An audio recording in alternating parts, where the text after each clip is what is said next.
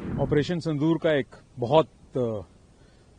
बहुत ही मजबूत और तगड़ा ऑपरेशन जिसमें हमने एक डिसाइसिव विक्ट्री हासिल की, उसका आपको एहसास इस परेड में कर्तव्य पथ में आपको देखने का मिलेगा। रैप्टर्स हैं जो हमारे काइट्स हैं, जो ड्रोन को नोच के बिल्कुल खराब कर देते हैं दुश्मन के नोच को, वो भी आपको देखने को मिलेंगे। ऑपरेशन सिंदूर का एक बहुत ही मजबूत और तगड़ा ऑपरेशन जिसमें हमने एक डिसाइसिव विक्ट्री हासिल की और 87 घंटों के अंदर दुश्मन के घुटने टिका दिए। तो वो जो एक उसका आपको एहसास इस परेड में कर्तव्य पथ में आपको देखने का मिलेगा। जो इक्विपमेंट, जो हमारे एरियल असेट्स, जो एयर पावर और जो हमारे लॉन्ग रेंज वेक्टर्स इस्तेमाल हुए थे, वो आपको देखने को मिलेंगे इस परेड में।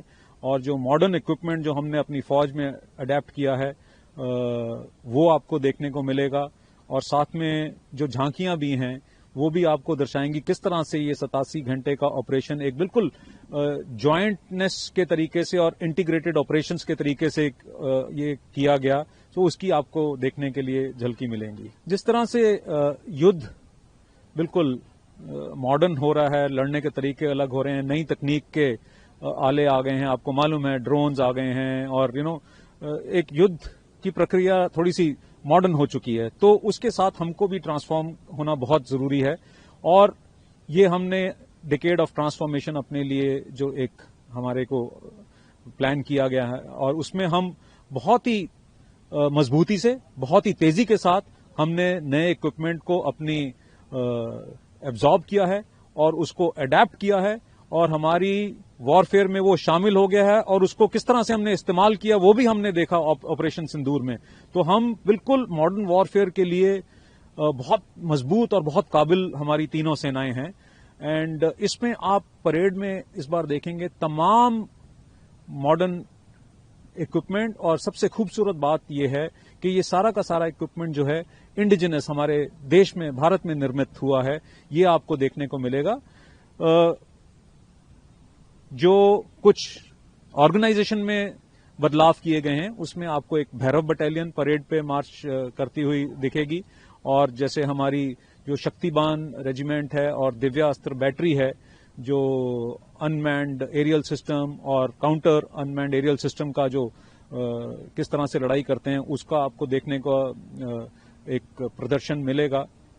सो ये कुछ चीजें आपको नई देखने के लिए इस बार कर्तव्य पथ पे मिलेंगी। आपको तमाम चीजें नई देखने को मिलेंगी।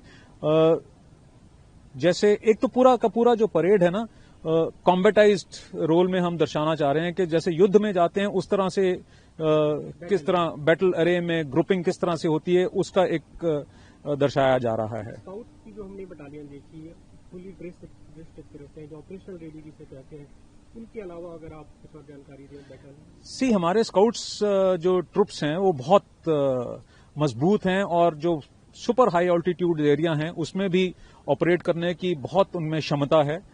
ये वहीं के रहने वाले हैं, सब हिमालय रीजन्स के। तो आप अगर पूरे बिल्कुल पूर्व दिशा से देखें तो अरुणाचल स्काउट्स हैं, फिर सिक्किम स्काउट्स हैं, फिर उसके बाद कुमाऊं स्काउट्स हैं, गढ़वाल स्काउट्स हैं, डोगरा स्काउट्स हैं, लद्दाख स्काउट्स हैं। और ये बहुत ही हार्डी ट्रुप्स हैं। ये जो इनका पोशाक आप यूनिफॉर्म देखने को मिलेगी आपको कर्तव्य पथ पे, क्योंकि उस इलाके में ठंड इतनी होती है, टेम्परेचर्स इतनी लो होती हैं, बर्फ के अंदर ऑपरेट करना पड़ता है। और इसीलिए आपकी उनकी जो ड्रेस है पूरी सफेद कलर की है, ताकि उनको बर्फ के अंदर ऑपरेट करते वक्त तो उनका पूरा कैमोफ्लाज भी रहे। और जो इक्विपमेंट लेके चलते हैं उसको किस तरह से उनकी काबिलियत है, वो आपको पूरा देखने को मिलेगा। हाँ, ये हमारे जितने भी लोकल रिसोर्सेज हैं बहुत हमारी मदद में आते हैं। जैसे लद्दाख में डबल हम्प जो बैक्टीरियन कैमल है वो आपको देखने को मिलेगा। और ये हमारे लद्दाख के इलाके में हमारा लॉजिस्टिक जो साजो सामान लेने जाने के लिए ये बड़े इस्तेमाल में आते हैं। फिर ज़ांस्कार पोनीज हैं, और साथ ही जो इंडियन ब्रीड्स के डॉग्स भी हैं, 5 अलग तरीके के डॉग्स भी दिखेंगे। और आपको एक बड़ा मजा आएगा देख के, जो रैप्टर्स हैं, जो हमारे काइट्स हैं, जो ड्रोन को नोच के बिल्कुल खराब कर देते हैं दुश्मन के नोच को, वो भी आपको देखने को मिलेंगे। तो ये एनिमल कंटिंजेंट है हमारे, एक नया चीज आपको देखने के लिए मिलेगी।